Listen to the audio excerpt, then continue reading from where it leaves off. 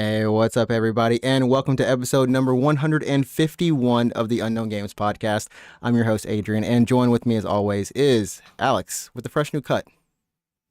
Hi, I'm Alex with the fresh new cut. With the fresh new cut. In the cold weather. How was your day, man? It's been cold today. I think we finally hit winter season in Japan. All of November was, for the most part, relatively warm. Yeah. And now I wouldn't say we're freezing. I mean, you're from Canada. You have the experience. My hometown in Alabama is around this same temperature. So like 40 degrees Celsius, 40 not Celsius, Fahrenheit. There we go. Wow. Fahrenheit. So it's not too bad for me, but at the same time, it's been warm, so yucky. Yeah, no. Today is fine. I basically just got my haircut today, honestly. That's all I really did. Literally that was pretty much it.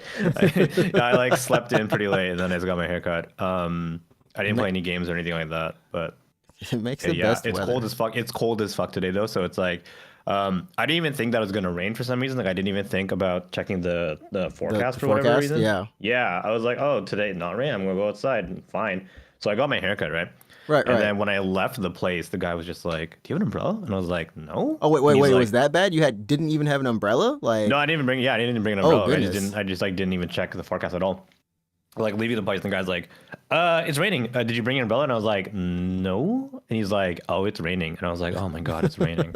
So nice of them, by the way. So the salon that I went to. They actually gave you one? They lent me one. Or lent lent you one. So they're like, yeah, you can use this umbrella and then just bring it back whenever you want. And I was like, well, okay, I really appreciate it because it is raining quite a bit. But I'm like, now I gotta go and like find the time to like bring them their umbrella back. I mean, that's something that I don't know if it happens in like the West or anything, but I guess in Japan, like it's not too far out of the question. But like that's why I was like, they gave you an umbrella because like let's be honest, most people get their hair cut maybe once a month. Some people do a little bit more, but they're expecting you to like remember maybe next month or whenever when it's not a rainy day, if you happen to go, to like bring that umbrella back. Well, I'm not gonna go when I'm like I get my haircut like 4 times a year actually. Oh, whoa, like once a quarter, just yeah, I like let it grow out. Like I don't know if you want to like you're not gonna do this, but if you had like a picture of me like from last week or whatever on screen or whatever, like I let my hair grow out quite a bit. Yeah. So I'm not gonna wait until like April. 4 months later to be like, yo, here's an umbrella back. Here's your umbrella back. So I'm probably just gonna swing by, like the next time I leave my apartment. Like if I'm gonna hop on the train, I'll just bring it and I'll be like, here's the umbrella. Like thanks for lending it to me. So. Okay. Yeah. That's awesome, man. I just gotta remember though. I gotta remember because I don't want to like. I don't know if you do this. Or this happens to you. Maybe if you guys live in Japan or whatever, you might do this, but it rains a lot, right? Just throughout the year. It's rainy season, and it'll just surprise days where it rains or whatever. So if you're out, like I was, and you don't bring an umbrella, you might get like caught out, and you're like, oh, I'm gonna just buy like a 500 yen umbrella from the and you just have it with you for. Yeah, so you just buy an umbrella. You buy a cheap ass umbrella, not anything nice or fancy, or whatever. It's a plastic umbrella, just a plastic see-through umbrella. Yep. Yeah, so you come home, you come to your apartment, and you are slowly amassing a collection of shitty umbrellas. At least, I am. So, over time, like at the end of the year, something like that, you're like, well, I'm gonna throw these. I'm like, why do I have 7 umbrellas? You know what I mean? Like, I'm gonna throw these away. None of them are like, and the thing is because I don't typically lose or like I don't get caught out in the rain typically, but the few times I have, that's happened to me, and I'll end up keeping the umbrellas for like a whole quarter before I end up losing them, or they tend to go bad. Like they rot. No, they just break easily or whatever. Yeah.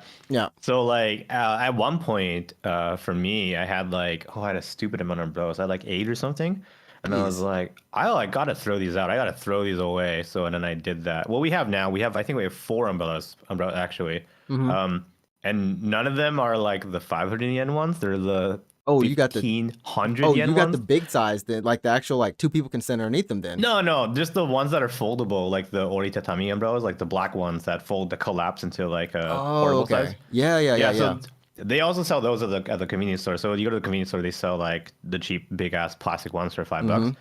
and then they sell ones that are like, oh, you can put in your bag or whatever, 1,500. So I'm that's like, what I used to do. It's a lifesaver, honestly. Yeah, well, when I used to go to the office a lot, I just have an umbrella, especially during rainy season. Just leave that in, just leave it in your bag because you're going to use it eventually. Just leave it in your bag. But yeah, so in front of in our doorway here, we have like 4 of those black ones because we just like we're out and we're like, oh, we'll use it eventually. We'll use it for a while, so we'll get a good one. So we keep buying those. But yeah, I didn't bring an umbrella today. Oh man. Well, I mean, adventures are happening abound. I went to Costco for the first time. Oh, I finally made it out there. I rode my bike and I found out that it was literally need a membership. Well, I went with somebody, so I had the membership with. Well, they had it, so that was good. But I've never been to a Costco in the U.S. either. Like this was like. So that was your first. My impression? first impression, and it was the weirdest thing of like kind of culture shock. Because it's like America, yeah. It was like weird. America. I saw Levi's, Calvin Klein, and like some brands that honestly we would find like in shopping malls back home, but they're here in like a Costco, like Duracell batteries, which for whatever reason that like got me because it's just one of those things where for 10 years I've never seen a Duracell battery here. I've never looked for one. I'm pretty sure they might sell them outside. I don't know. But I haven't seen that. Yeah. Yeah, it's a Japanese brand. So to see like these other American brands or like Western brands that are just there in like bulk supply, it was tripping me out. But it was only 20 minutes away from my house, 25 minutes around that. And then I was sick, like, dude, that's dangerous, dude. Because like, I mean, the pizza. I had the pizza, bro. I had the pizza and the hot dog. It's good, right? It's good. It was good. Yeah, it was good. It's good. It was legit good. That's so dangerous because like, okay, the thing about Costco, I mean, if you've been to Costco, and you're like, what's Costco like in Japan? It's just Costco. It's like the exact same. Yeah. It's like the exact same. Like it's the size too. Like maybe they're like a little bit smaller, but like it's still the same size cart. It's still the same like sections. It's still the same like Kirkland brand size. Yeah. I got my. The thing about that gets me when I go to Costco. Okay, we live in like Japan, and the majority of Japanese people like don't have ovens that can feasibly cook like a butterball turkey. Right? that pizza. Yeah. Mm-hmm. Well, the pizza for one, but also like a butterball turkey, like a giant ass turkey for Thanksgiving. Yeah. Like that size of turkey. They sell those in Costco, right back home. But it makes sense because a lot of families have an oven that can just pop that bad boy in there, right? Right. They still sell that turkey here in Japan, despite the fact that there's no way you put a turkey. Yeah, you can. I mean, it barely fits. We did it for Thanksgiving. We did it twice. There's 2 times. Well, what oven was that? Because there's no way my oven would fucking fit that, man. So one we had to. So this one year it was special. One year we had to get we rented a community center. So that was an actual. Oh my god! Oven. You rented like space. we rented space. That was an actual oven. The other year I went to a friend's place and they just happened to have one of those microwave ovens kind of things, the convection ovens. That was it fits. I'm not gonna say it's got room, but it fits. That seems like dangerous. How do you get proper like air circulation? Because like you have to take it out. Like we even did it my first year here in Japan. Like when I was studying abroad, like a French person was like, "I want to experience American Thanksgiving in Japan." The irony, it's so funny. And we got it, but that one was the most dangerous because the way we cooked it, it barely fit in there. But every time we had to rotate it. We had to take it out and like physically rotate it to make sure it got done. And that was oh my god. That was hell. That was actually hell. That was crazy. It would have been way better to just grab like a blowtorch and like slowly move the flame over the turkey or something. Honestly, like just grab a rotisserie chicken. Those are always the best. I don't think anyone can hate. They also sell those at Costco. But yeah, you know, if you're wondering like what is it like at Costco in Japan, it's just Costco, dude. It's the exact same thing. The exact same thing. They do also sell some like bulk Japanese product. You will see some Japanese products sold in bulk. I bought some like spicy like nameko mushroom kind of thing to put on rice. Okay. It's really cool. It's nice that, like you said, though, there's definitely some like Japanese brands that are there, or just like specialty shop kind of things, but just sold in a bigger jar or bigger container. Yeah, but they still like a lot of the Costco stuff you would see back home is still there. So like if you want like bacon, and I mean like American bacon, like I got it. Yeah, exactly. That's like the one place to like get it, man. So like bro, it was the funniest thing was when I got my bacon, this like Caucasian dude came up behind me him and his wife or girlfriend, or whatever, and he's like, and we're getting bacon. and I could tell he had the exact same love of bacon as I did. It's like the only place to get bacon in Japan. Yeah, I know. And you're only 20 minutes by bike. By bike, it was. Are you gonna get it? Are you gonna get a membership? Like you have to. The membership is so. So here's the thing: the person I went with, they're like, oh, you can just come back next time with me to get some stuff because it was. Yeah. I think a membership here is around $40, 45, whatever. It's like for the year, yeah. For the year, which is cheap, honestly. For a year, just $40. Yeah. And I was just thinking to myself, I could even just come up here and eat some pizza sometimes. Like, exactly, bro, exactly, like, exactly, what the heck? Dude, it's right next to the theater. I just realized that the mall, one of the big malls. It's right there. Yeah, I know what you're thinking. Too. And I'm just like, it's almost across the street, right? I could be riding my bike to movies. Exactly. So the fact that you're 20, I have no idea why. How long have you lived for a while, dude? Like, I don't know. Well, 5 years. I'll say like 4 or 5 years. I lived in this specific location. I don't know why it's taken you this long to get to go to Costco. No, you have to get a membership. Like I'm not even kidding, dude. You have to get a membership. There's like places like I forgot this one like Hawaiian pancake. It's not pancakes, but like the Hawaiian kind of restaurant. They serve Hawaiian food. Like the burger place? Yeah, I think it's Kuaina. Kuaina. Yeah. Dude, that's just right there too. That's like 15 minutes. I'm sitting here like, you serious? There's a park that's full of cherry blossoms. I have no idea why it's taking you this long to even think about going to Costco, man. I've been to that area. I've been around there, and it's like, but I've never biked there, right? I've always been in someone's car or something, and it's just been like, okay, but. That was a fun experience. I was trying to set my my GoPro to do an actual stream there, but instead I just got some footage on it just to see how that worked. Dude, it was it was so cool. Like that, it picks up so well.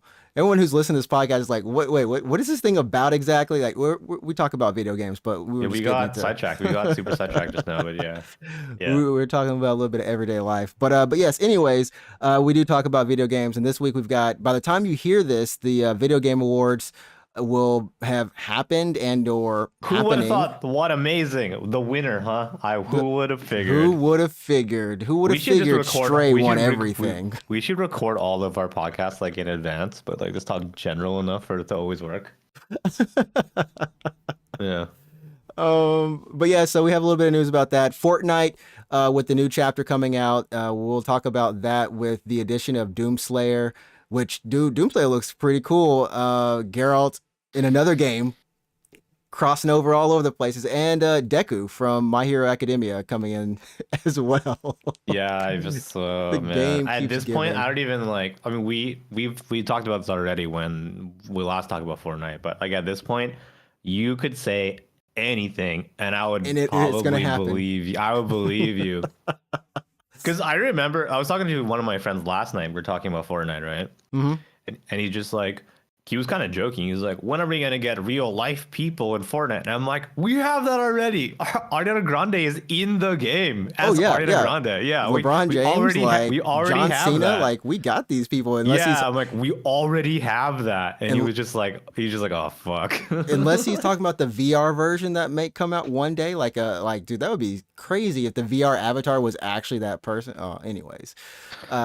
So we've got that. And some Sonic. I finished up Sonic Frontier, so we'll talk about that, and if you want to talk about some Pokemon or whatever else you've been playing, we'll do that too. So thanks everyone for watching. We'll see you next week. I'm just playing. But yeah, so just moving on to what we've been playing. Like I said, I've been playing Sonic Frontiers, and I finally finished it up around the 20-hour mark. And that was, I did 100% of everything, minus talking to Tails and Amy once each. Okay. So I missed like a little bit. I didn't level everything up because the game, unfortunately, is not. There's some quality of life things that just aren't in there. So, for example, if you try to level up, it literally says like you can only do it once per stat, like each time. So you want to level up your speed? Yes. Okay. Do you want to level up your rings? Yes. Then you repeat that process over and over up until 99. Oh, okay. So it's just for each, for each stat, like for each ask stat you to confirm. It's like a tree though, right? It's not even like a tree. I wish it were a tree. It's just straight up. What is it? If it's not a tree, it's just like what is it? It's like a linear progression path, but it's so confirmed if you want to level skills up. It's just so the skills don't level up. The skills you just unlock as you go through. I wish I could actually pull that up really quickly. We're looking at, this is the second level that we're looking at, and towards the end, towards the boss fight. But yeah, so Sonic has around, I would say, like 10 different skills, and you get them as you progress through the game. Well, 4 of them you get as you progress through the game. The other ones you'll get as you collect skill points, which are scattered throughout the map, and those are just, they're on the map as little collectibles, and there's not much to do there. I mean, the game is a lot of fun. This is like my overall impression. I'm just gonna see if I can go through like just like some normal gameplay or something, because this is a mini game. The gameplay is fun. The boss battles are not fun. They're not fun because they're not fun because they're not challenging, or not fun because they're poorly designed. They're poorly designed and they are not challenging. And I think that's the main issue with this game, is that a lot of the boss fights or just normal enemies, they don't pose any particular type of threat. The way that you actually go through all of these fights is, and maybe it's this way in all the 3D Sonic games, is you're essentially, like in this case, you're running through on this kind of path till you catch up to the actual part that you can hit. But even though you're running max speed, it's going to take you at least sometimes a minute. And then it's kind of like a little bit of repeat process. And every boss is like this. Sure. Yeah. Okay. The music is blaring. This is how modern Sonic boss fights are, by the way. This is okay. I was just wondering, because they gotta change that. I wish they would change it, because honestly, yeah. Okay. Oh, I mean, the question is how though? Like, what kind of encounter would you prefer to see? So you never played Generations, or did you play Sonic Adventure 2 Battle or anything like that? Or I played a little bit of it. Okay, but so not enough fights to just be like, yeah. There are boss fights in those games as well, but they're some of them are like arena fights, if that kind of makes sense. I don't know if that makes any sense. Yeah, no, that makes sense. Makes sense. So there's like a boss in Generations where you are on, if you can imagine, like you're running on the outside ring of a rotating arena, if that makes sense. So like as you move right, so you're moving right, but basically the camera is moving with you. So it looks like Sonic because you're always in the front. Right? That makes sense? Right. Which kind of happened in not this fight here, but there is a fight that is an arena style that something like that happens. Yeah, and in that fight, like you have to navigate upwards through platforms, like you're jumping on platform to platform, and then you have to get close. You have to navigate to the back of this gigantic boss where there's like a weak spot, and then you have to like hit the back of the boss's head or something like that. So you have to navigate this rotating platform. There's that kind of fight, and then there's the fight what you described, which they have that in all the 3D ones, I think, where you're just running essentially straight. Basically, you're running straight. You're dodging obstacles. You're dodging enough obstacles until you get to the target, and then you hit it, and you repeat that forever. Okay.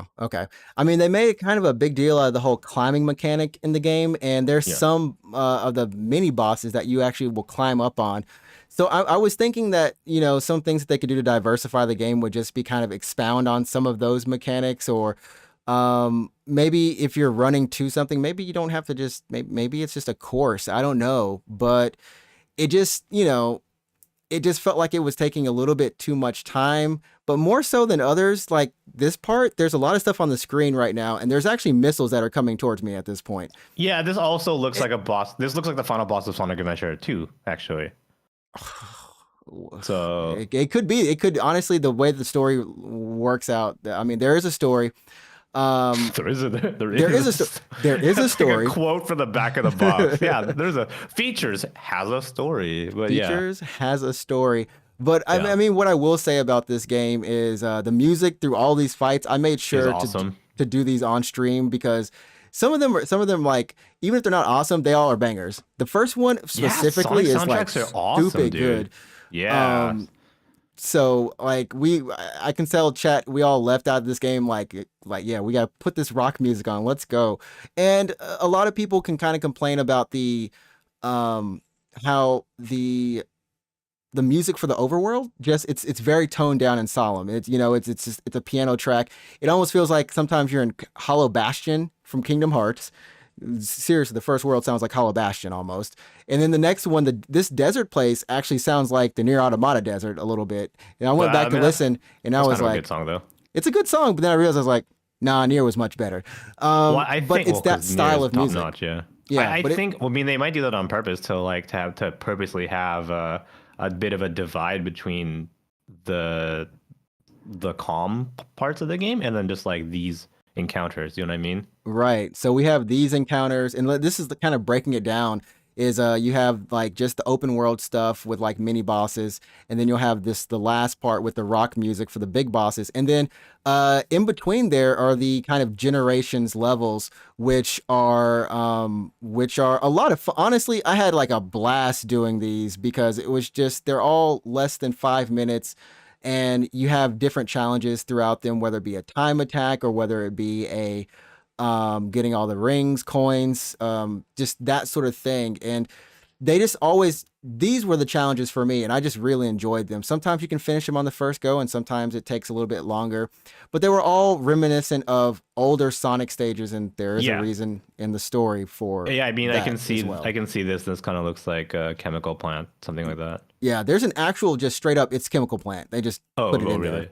So okay, well that's good because that's like a fan favorite. It's a fan favorite. And there's some mini games in here that I did not expect. That just have to deal with the story, that are actually done pretty well. So I mean, overall, my impressions of this game is I had a lot of fun.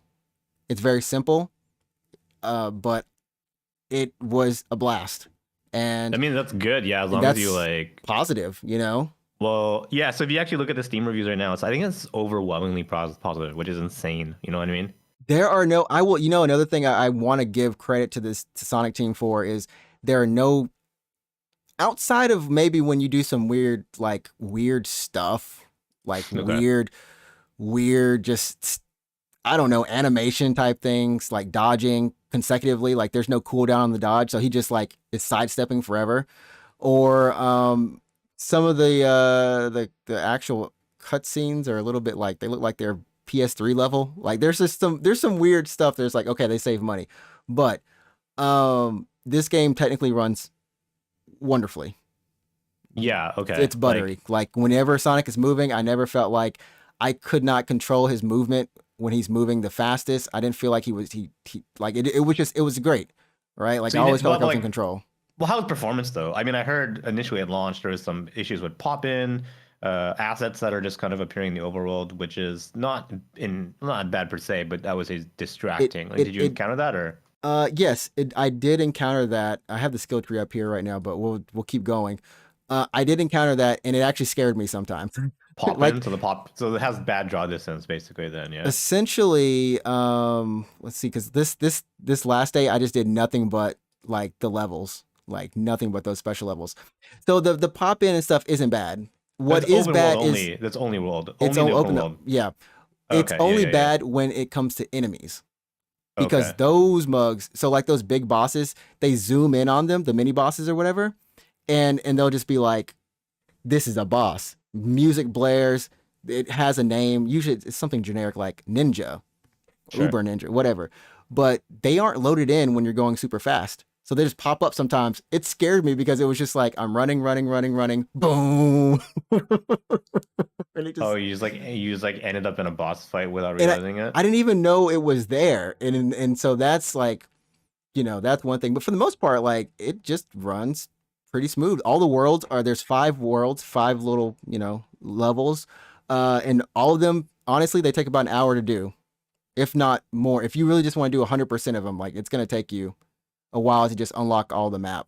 And all it is just finding like little things and doing little challenges, which are very simple. Like I said, very simple. Some of them are just like follow the pattern. That's it. One of them is a Tetris block thing. Drop some Tetris blocks on something. So it's, nothing's really difficult. But yeah, here's like the weird stuff, right? but he's not getting hooked on, he's not getting stuck on any of this. Oh yeah, this does look kind of weird, but it's weird, but he's not getting stuck. And like I said, it feels like they made a big playground, and it's a good proof of concept. And now I just want I want more meat and quality of life changes. I wonder. I mean, they typically do tend to build off each other in a sense. Like a lot of them, the 3D Sonic games kind of keep one aspect of something from something. Mm-hmm. So I wonder the next Sonic game, which will be, at this pace, probably in like 3-4 years or something like that. I wonder if it'll be open world like this, if we only open world, or if they'll kind of keep the same pattern where like some of it is open world and some of it is instant levels and that kind of stuff. It's pretty interesting because it's, like I said, it's a mashup of kind of that Generations feel plus this new open world stuff. And like I said, I want more. I enjoyed it. I would like a little more challenge. I played it on hard, and there wasn't anything hard about it. There's weird stuff like, okay, so you collect coins to then go, fast, like blue blur level fast, that type of thing. But once you've collected those coins, say you it's only like 100 coins. Once you've collected them, there's nothing else to do. You're like, why are you collecting more coins? You know what I mean? I mean, I do that too. I mean, like in Legend of Zelda, like even though you're at max rupees, I still break the pots. You know what I mean? Like, yeah, you still break them. They're still there, but yeah. I mean, I guess that's my thoughts on it. I love how in the open world, a lot of the rails they look like they're random, right? But yeah, they are not randomly placed.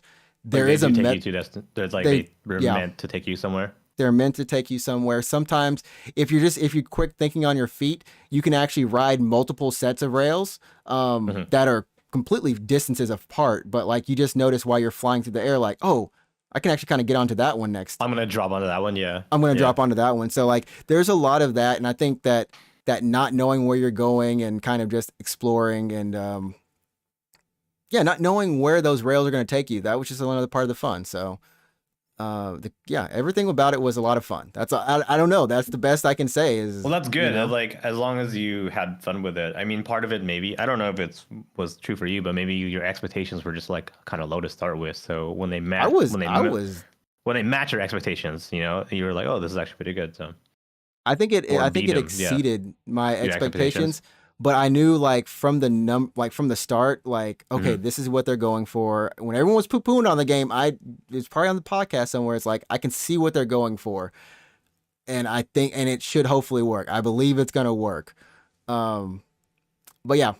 So is this going to encourage you to check out some of the older Sonic games, or do you think you will be, you will like, no, I'll play probably like Mania or like, or Generations, more likely Generations, but you're not going to touch Forces, or you're not going to touch if it's a good one, like I might go back to play like Adventure or something. I think the other issue is like, these stories are just they are what they are. They're like some popcorn stories, and that's cool. Not good. Oh, here's the thing. This might be a hot take, but like if you're gonna play an older 3D Sonic game, and everyone loves Adventure, man. Everyone loves Adventure, especially Adventure 2. Like a lot of people love Adventure 2.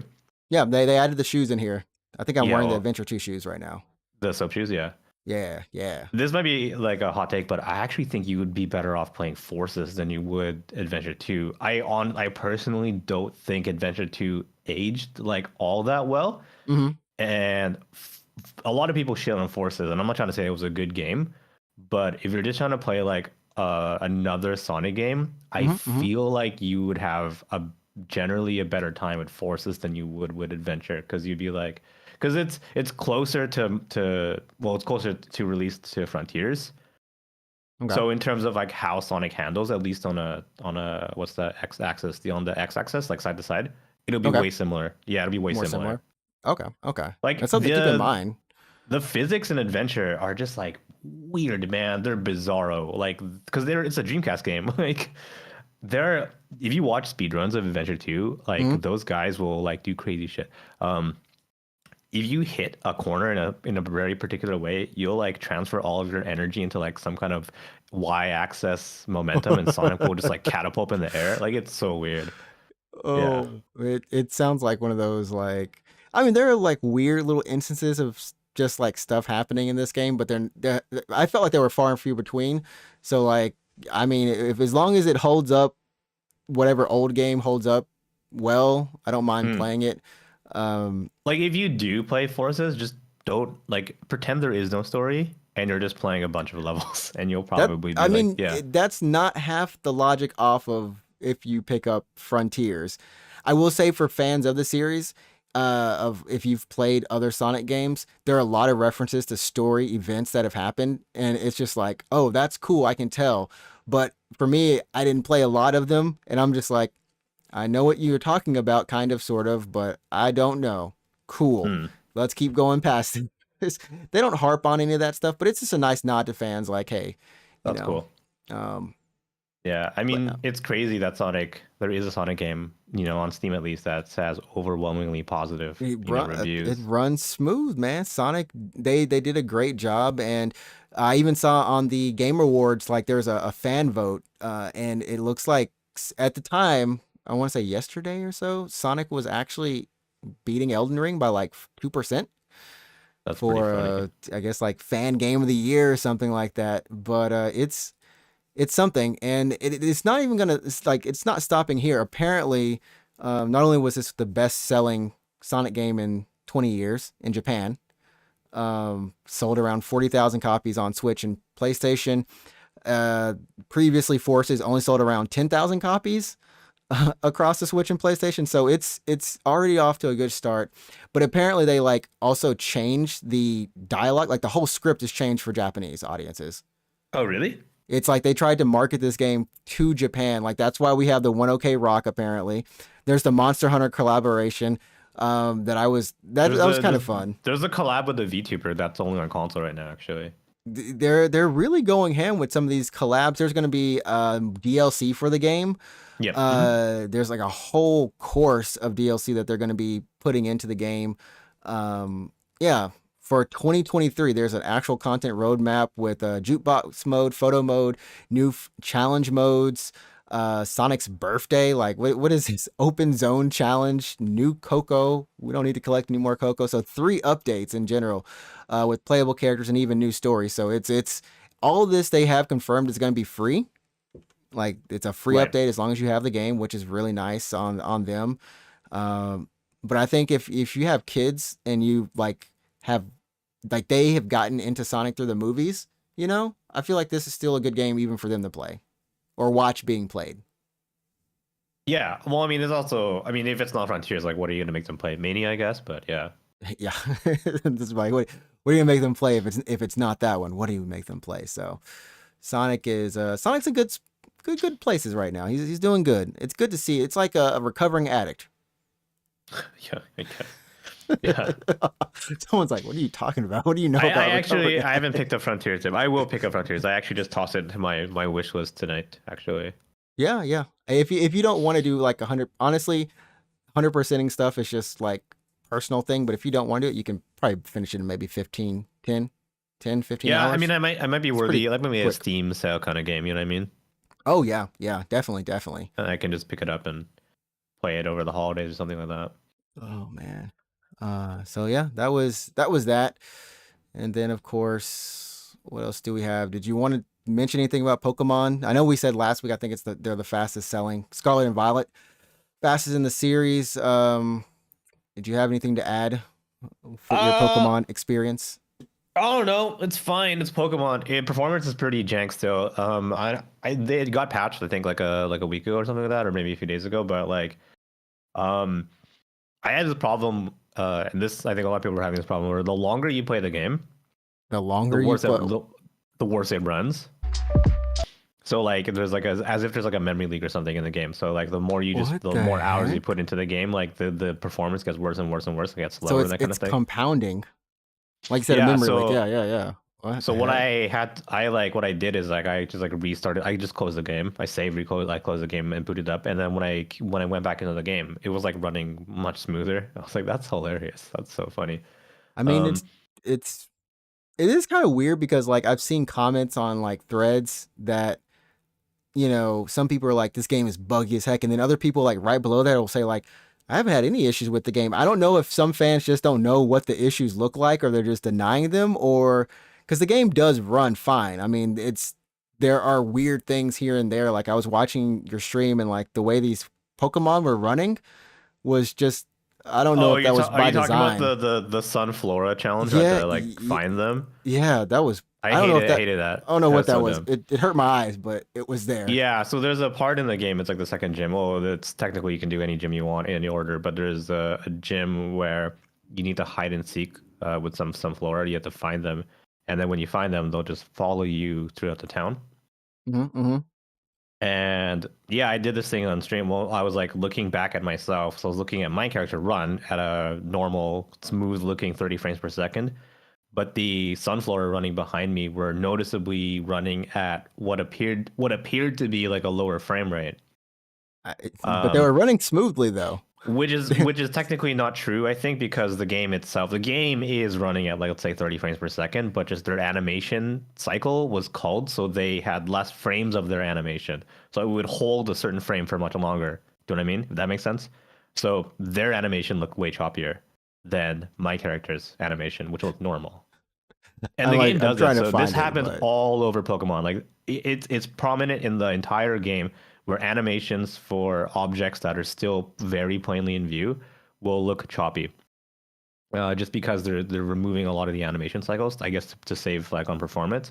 So I went into a town last time I was streaming, which has a giant. Oh, this is the same town, I think. That's the Sunflora thing. But there's a windmill, a big windmill in the town, right? Okay. And windmills move predictably like windmills. So those windmill blades will just rotate normally, right? Right. When I like first went into the town, the windmill was animating like not smoothly, and I thought it was a giant clock. Because of like because the way that like a second hand would tick, right? Yeah, that's how that windmill was moving, and I was like, oh, it's a clock. And I look and I'm like, wait, wow, like there's like 4 hands on that clock. I'm like, oh, it's a windmill. Holy shit. Yeah, and then like this, the closer you get to the windmill, then the smoother it gets, and once you get like right under it, then it's actually moving like a proper windmill.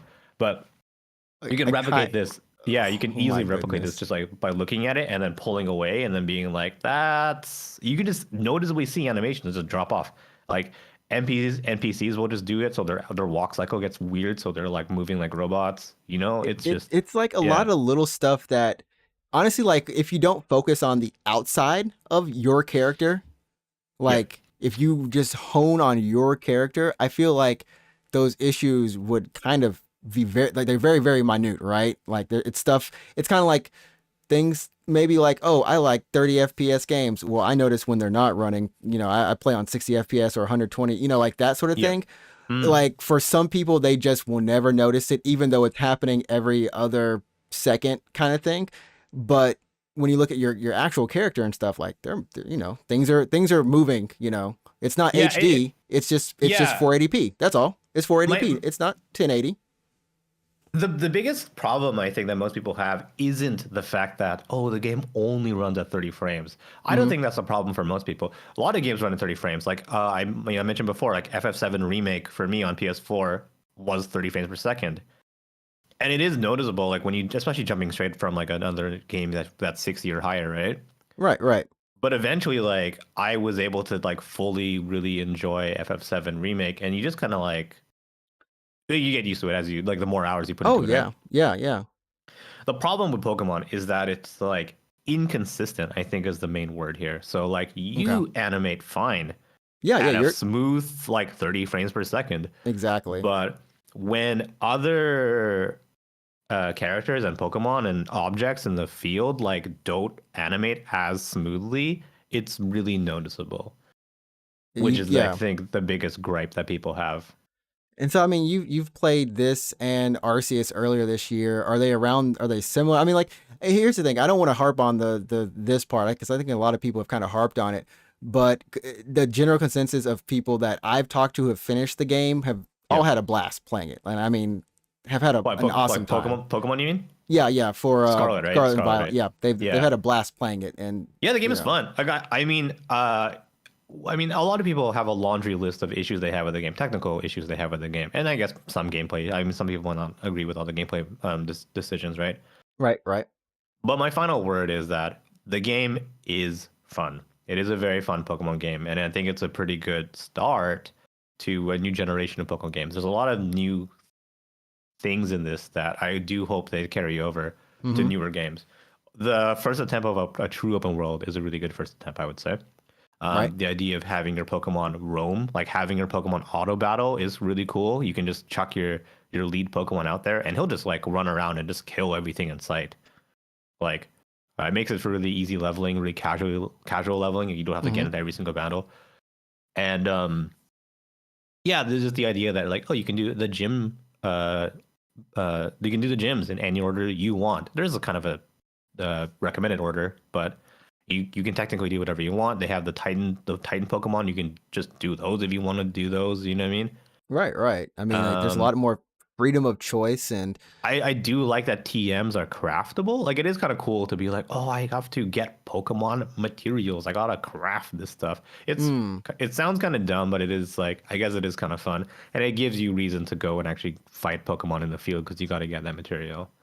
And that's, I mean, like, a lot of these like change is good in this sense. Yeah. Just because it seems like it was done, for the most part correctly. And I will say, for performance stuff, I was actually very curious. I don't know if this is something that Nintendo will do, or whoever does this, but for Switch 2, do you think that this game will eventually get a remake version? Like Switch 3, like what down the line? Because I'm like, how are they going to keep remaking these Pokemon games?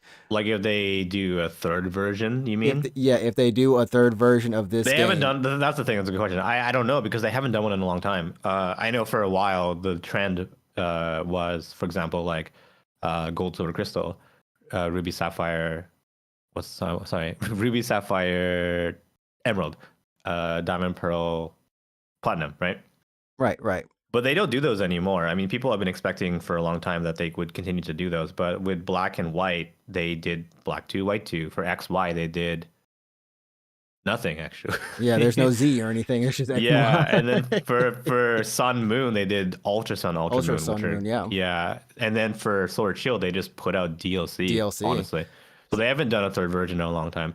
So if they do a new Switch console, I actually don't think Game Freak will be like, here's Pokemon, the definitive edition, like Xenoblade Chronicles. Like, I don't know what color it would be, but here's like another Scarlet Violet thing. They might just do the same thing. They might just do like an Ultra kind of thing, like Ultra, an alternate. What's it called? Ultra Violet, Ultra Scarlet, or something like that, right? Okay. I feel like this game is going to get if say like Ultra or whatever, it will have like the definitive edition version of it. I just feel like that's what's going to happen. So like, if you want to wait for it to get patched or whatever, I don't think they're going to patch it to the extent to fix everything. I just feel like there's going to be an actual next version of this game. A definitive version has never happened before. They've always been marketed as just alternate versions. So like Ultra Sun and Ultra Moon technically wasn't, I think, meant to replace Sun and Moon. Like, the story changed, actually. Slightly. I mean, I guess you could argue that the last time they did a definitive, and I guess they have, you could argue that Emerald was the definitive version, and you could argue that Platinum was the definitive version of those gens, right? Right. And I guess I would agree with you, if you put it that way, because they did add a bunch of features, and they kind of unified the storylines, because they're not split games anymore. But they just haven't done it in a while. Like, Black 2, White 2 is Black 2, White 2. Like, it's not a definitive Black, it's the sequel to Black. I think the only reason that I'm personally thinking of this is just due to a lot of the technical stuff with this, and I'm even like, I don't even know what like Breath of the Wild 2, what that's gonna look like, because we're hitting this point where the Switch is honestly, we see it with Bayonetta 3, we saw it with this game, and like I think there's one. What was the other game before that? Oh, Xenoblade Chronicles 3 is like, it's done. Like, the hardware is. You think it's maxed out? It's either it's maxed out, or they're trying to find some crazy tricks to unmax it, because they're all having this be part of their reviews, and like issues with the games, even though the games themselves are fun and deep and wonderful. I have to say, if they do put out a new Switch, or when they put out, it's not if they do, when they do, it would be nice if maybe, say if there's not a definitive version of this, that if anything, for whatever reason, it just goes through and corrects, like it runs at a better frame rate. It does some sort of thing to enhance this game, right? Something, I don't know. But if it's a fundamental program thing, then it's not going to do anything. I think there's a discussion here about how important technical performance is to a video game, to the overall experience. Because like, I mean, we had this, and we have something like Cyberpunk. Sure, yeah, right. I mean, you can argue like Bayonetta 3, for example, like which also I think has probably issues with frame pacing and stuttering and low frame rates and that kind of thing, right? Right. Originally supposed to be an open world game, actually. You can argue that, like, I don't know, like this, how important is technical performance to your overall enjoyment of a video game and how good that video game is? Because like, I think to some degree, like it shouldn't matter too much. I mean, like, don't get me wrong, like I like games to run really well and look really good, and it's part of the reason why I like playing on PC, because you have a lot more headroom, right, to get that kind of performance. That's why I like PC gaming for sure. But like, I think for me personally, like if something, like let's say textures look shitty, so I mean let's talk about that famous door from FF7 remake, right? That shitty door that looks really bad, right? Yeah, we can talk about that, but I at no point, and not just the door, but a lot of other textures in that game, at no point was I like, well, this game fucking sucks. That door ruined it for me. Like I never once thought that, right? Yeah. But I did think like, wow, that actually is a pretty shitty door. But I didn't like take me out of the game entirely. Like I can't get invested in this video game anymore, right? No. But I think, and I'd actually be willing to forgive like some frame pacing problems, but not like. But I think if it was to the point where they were excessive and like really, really, really like distracting, not just distracting, but like detrimental to my experience, then I would be like, I can't play this game because of these. Right. But when it comes to like textures, I could be like, oh, the game just looks shitty. That's how textures, I felt with Arceus. Textures, I don't mind as much. It's more like the little stuttering, the stuff that the usual will get to me a little bit. I think I mind it when hardware kind of interferes with maybe what the developers want to do. In this case, I don't think it did, because they accomplished their goal. They made an open world game. They added the systems they wanted to add. And in the case of like maybe Bayonetta, it was like they wanted to do an open world, but they couldn't due to the hardware limitations. So that game actually had to undergo a complete change. Right. So you're saying like it's bad that Bayonetta had to become a different game, right? If that's how the developers, if that their vision was they wanted it this way, but the hardware limitations forced them to make it another way. I think that we were kind of not, I don't want to say denied, but that's now like the what if Bayonetta, right? Sure. What if, but the question it's still a good game.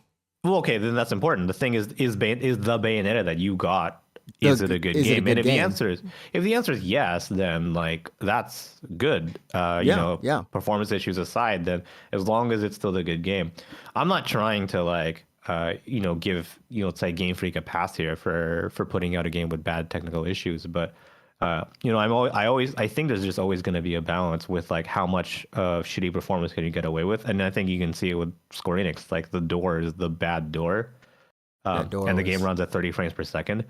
Which I never even cared about, which was something that we both talked about, right? I still enjoyed FF7 a lot. It is noticeable when you jump to it, but after like a little bit, you're like, this game is running fine. As long as it's stable frame pacing, you're like, okay, I'm just playing this video game now, right? Exactly. But is 30 frames noticeable? It is noticeable. Is it manageable? I guess the answer is it depends. But as long as it's locked at 30, then sure, it's probably quite manageable. I don't know if I talked about this on the podcast, so I might have not talked about it at all. But I've been playing Yakuza Kiwami 2 kind of recently, right? All right, so I'm playing Yakuza Kiwami 2 on my PC, so I'm playing it at like roughly 120-ish frames per second, or unlocked frame rate, right? Really high frame rate. There is a bug in that game and it's terrible. But if you are running the game higher than 30 frames per second, the boss AI like gets too good, and will break out of your combos constantly. So basically it makes boss fights impossible, like so damn hard, because they'll never get stunned, because they'll just like, yeah. They're and just this accelerated, is like some weird accelerated point from the frame it's rate. like a weird like AI logic problem where like if you're running the game harder than 30 frames, like the boss fights just get too damn hard because they just like don't get stun locked at all, and they'll just like, wow, they're so hard, so damn hard. So I was in a couple of boss fights playing at an unlocked frame rate where I'm like, I can't do this, man. I can't. So I had to lower my frame limit to 30 happened. to 30. And I got to tell you, man, going from like 120 to 30 not only is like noticeable, it's like it like gave me a headache. Like it is so hard. See, that's the weird thing. I can't I know like 60 FPS versus 30, but I can't recognize it that much because, you know, unless it's like a fighting game or like an action, some sort of action game, right? Yeah. But I notice it now because I've been playing 100. I usually play on 120 now. It's just in the camera when I rotate the camera. That's when I notice like, okay, this is not what I want to be doing. You know, that's when I notice stuff.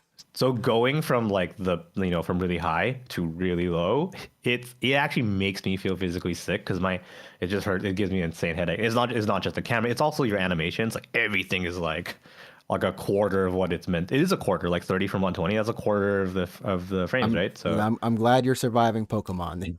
Just look at your main character. Well, the thing about Pokemon is like you turn on the switch and you're already there, right? You're already jumping. There. Yeah, just jump. It would be like, oh man, it's so hard to play. But so what was my point? Oh, 30 is manageable if it's always 30 and always locked. But once you introduce any kind of like dips or fluctuations, that's when it's bad. That's when it's bad. So yeah, I mean, I'm sure this will be in until the next Pokemon game. So there'll be something said about it. You know? We'll see. I mean, everyone's giving Game Freak a hard time. I also want Game Freak to succeed. And this is gonna sound weird, but I personally actually I had way more fun with Arceus than I am with Scarlet Violet. I think that's been what I've seen on the internet, on Twitter. That's what I've heard as well. A lot of people are like Arceus over this one, but there's other reasons too. Arceus looks like shit. Well, let's not sugarcoat it. It looks bad, but at the very least, I never had too bad performance issues with it. So yeah. Oh man. Well, looking to get an upgrade now is Fortnite, which is now on Unreal 5.1. So there are a bunch of little flourishes in there from their Lumen engine, and just I like a lot of it's supposed to be a better looking Fortnite now, but exciting. That's wonderful, right? We all come to the Fortnite for the graphics, which honestly it's for the art style, everything. But I mean, they're introducing bikes this season, and then of course, you know, we've got the new. What do you even call these collaborations? Is that just what we call them? They're not champions, they're not legends, they're not heroes. They're just new collabs. Oh, they're not like. I don't know they're not like skins technically. They're just like, are they just characters? Or guest characters? They're guest characters. There we go, guest characters. With DoomSlayer, DoomSlayer looks really good. Like, he just looks like it's just freaking DoomSlayer. Just looks like DoomSlayer just came out. Yeah, that's pretty cool, yeah. And then, of course, we have Geralt from The Witcher in his Witcher 3 outfit, which I believe he might have his magics with him, what they're teasing. And then finally, for whatever reason, this is wild. Why was there there's a bike hopping across a bridge when people shooting, and then like, what? This is so, what the heck? Yeah, and I don't know, Deku. Just from My Hero, just coming in here like that's blowing up a castle. That's so bizarre. It's so this weird. Is so weird. Like, but yeah, like you like I said, like you could tell me anything. You could be like, I don't know, Oprah Winfrey's in Fortnite, and be like, oh wow, really? What's her? Oh, that's crazy. I mean, it really is just a vehicle for promotion at this point. I mean, is that a bad thing though? Is that a bad thing? I think it's not a bad thing because none of these. Is Fortnite soulless? I don't think it's soulless because the world isn't soulless. So you think? I think them updating the map, updating the mechanics, introducing new things to do is what keeps it kind of, a game. Because if that stuff was just dry, then it's just, I don't know. Sure, let me put it this way. What if there was no guest characters in Fortnite? Like it was just boring ass Fortnite guy. Well, then it's just boring Fortnite. So okay, but is it still a good video game? Yes or no? It's still, I think it's still a good video game because it's still fundamentally, it's still fundamentally what it is. So you think Fortnite has good mechanics and is a video game, and the guest characters enhance the Fortnite experience, but they do not make the Fortnite experience? Yes. Yeah. You would agree with that? I don't think they make the experience, but they do enhance it in the sense that, like, who wouldn't want to play as their favorite hero in it's fair. a game that's not even... Sure. Of course. That's what it brings to the table, But or artist or whatever. Do you think most people agree with that statement? Do you think guest characters enhance, not make? I think most people hopefully should agree with that because, I mean, we take fighting games, and that's a huge thing for fighting games. And one thing that's grown in the past 5 years, at least this generation of fighting games, is that there's been a lot more crossover and guest characters and collaborations. But we've seen the downfall of that, right? With Soul Calibur 4. Soul Calibur 4 had Yoda and... Okay.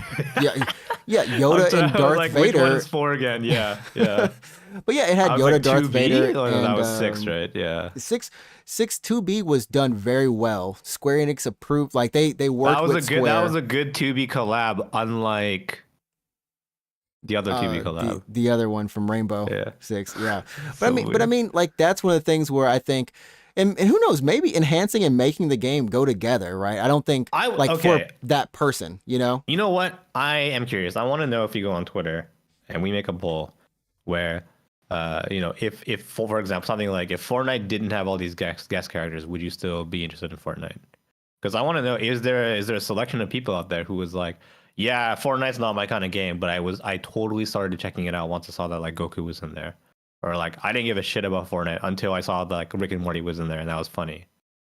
You know what I mean? I think that's that would be interesting because I think that's what, ultimately that's what they're there for, right? They're there to draw new people in. Because like the people who are playing it for the base level, like whatever, they're gonna play no matter what.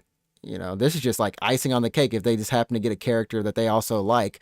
But, when Goku came in the mix, that's just huge. That not only is it publicity, it's just like you said, it's a way to get new players in. I got in again. Like I told my friend, I play this game like once a quarter.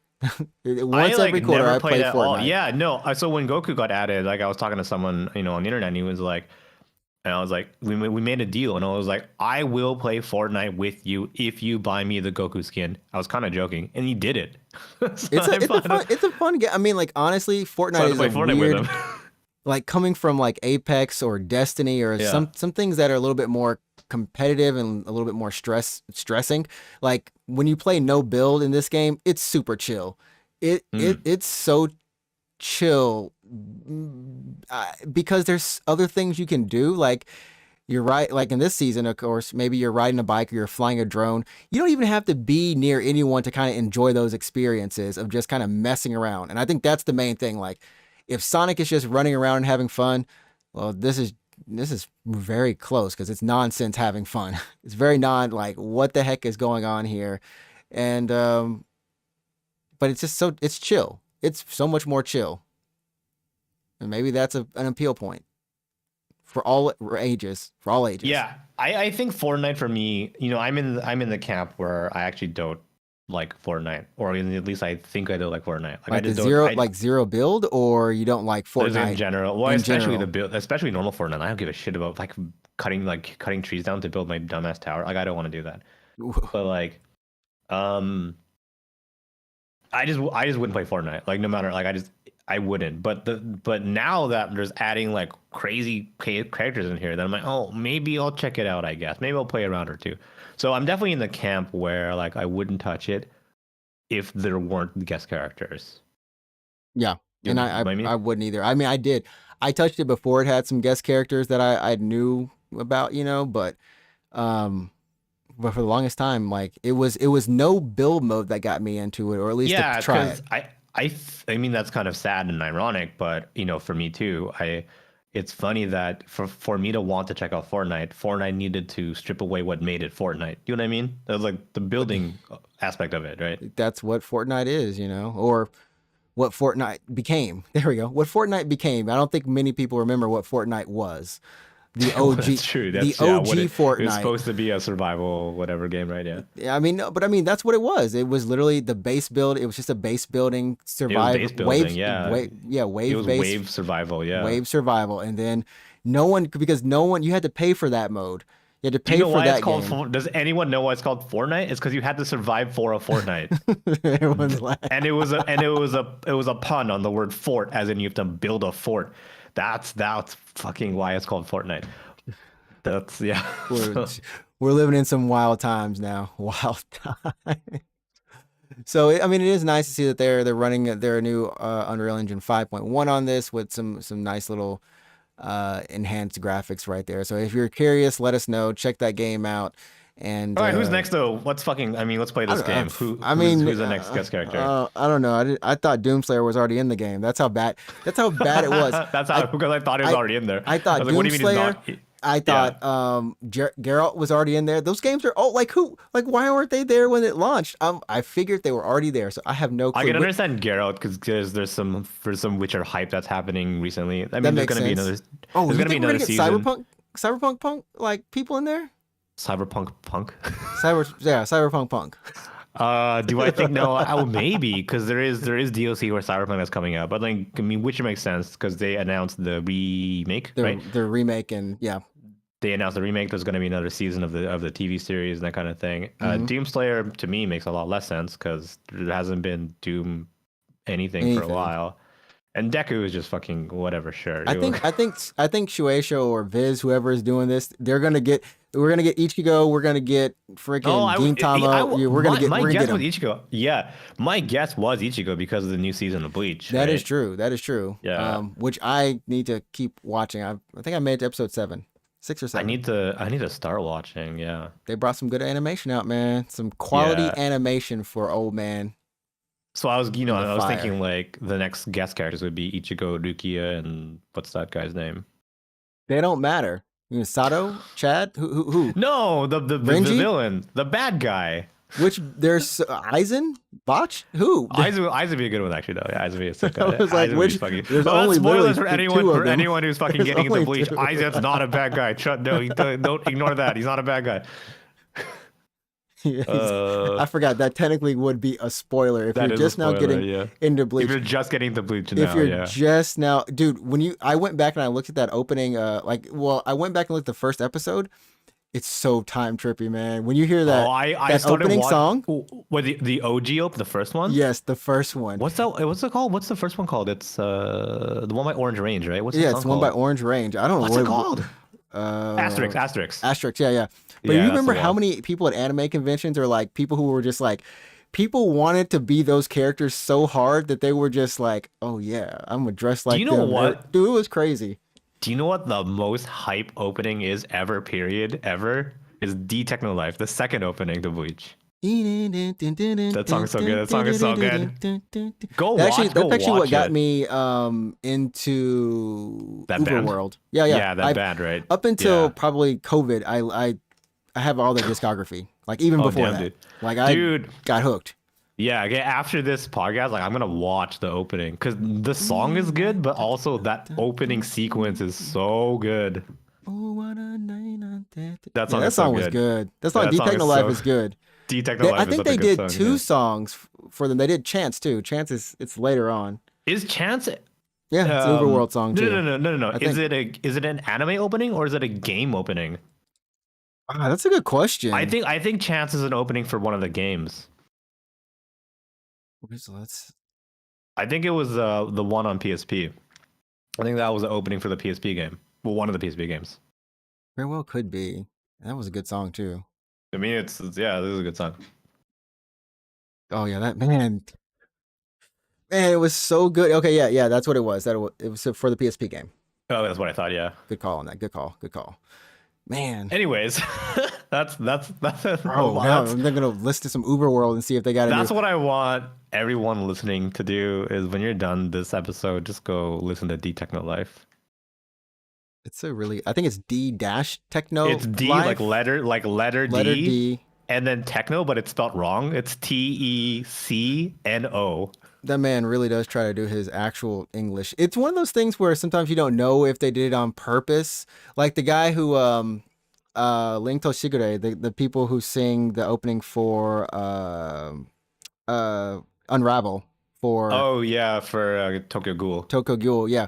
All of his titles are all English, but they're all just weird. Like weird. Like it's like, did you mean to spell it this way? Like, bro. Yeah. But no, so D Techno is letter D dash techno, TECNO life. One word for Techno Life. Oh man. I don't even know what that means. It's a good song though. I don't know. It's a good song. Yeah, you believe us. Just go watch yourself some anime. There's some good stuff out this season. I don't know if you're watching if you're following up on anything. No, I fell behind. I was watching just Spy Family and that's it. I went back and started doing Ranking of Kings. I think that's what it's called. I don't even know what that is, dude. Yeah. Ranking of Kings, I think. Yeah, it's the one where it's like the little it's really popular maybe like last season or last year sometime. But yeah, it's, if you haven't, Osama Rankingu? Yeah, that's what it is. Okay. Osama Rankingu. It's so good. So good. Anyways. That's our episode this week. We actually did talk about Sonic, Pokemon, and Fortnite. We did it. Yep. And it was closed off with D Techno Life. And D Techno Life. If you haven't, go listen to that song. Do you have anything you want to say in closing? I don't know. I guess I stream tomorrow. I'm streaming Pokemon actually. And then that's it. Come hang out and watch Pokemon, I guess. Yeah. Come hang out, watch some Pokemon. I'll be streaming on Wednesday, Friday, Saturday, and Sunday. I don't know what I'm playing outside of Sekiro. I started up that, and I saw you were streaming that. Was it? I was dying. Yeah, Saturday, I think. Saturday, yeah. Yeah. I don't know what. I don't know if I should just play some mini stuff. Dude, I'm on like 26 games this year. It's pretty good, man. I don't know what to do anymore. Just calm down. That's what I need to do. Calm down. But anyways, yeah, come and check us out. We're here. Until then, next week we'll be back for episode 152. I don't know what we'll be talking about, but we'll figure it out. We'll figure it out. So come on back and enjoy the podcast. Tell your friends. Leave a review. Follow us on Twitter. All that stuff is there in the show notes, descriptions. All right. We'll catch you all later, everyone, for another episode. Sounds good. Bye, everybody. Peace.